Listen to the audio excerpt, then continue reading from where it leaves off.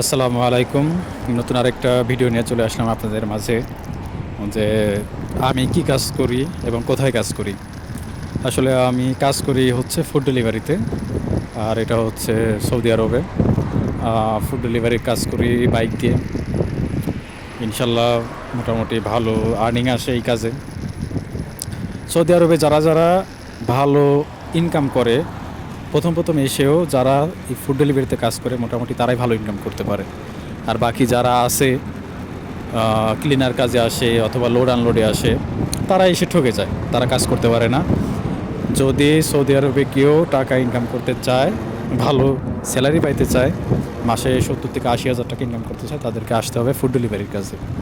বাইকে যদি এক্সপার্ট হয় আর যদি সৌদি আরবে ফুড ডেলিভারির কাজে আসে আর যদি একটু ইংলিশটা একটু ভালো বুঝে, তাহলে আর কোনো সমস্যা নেই।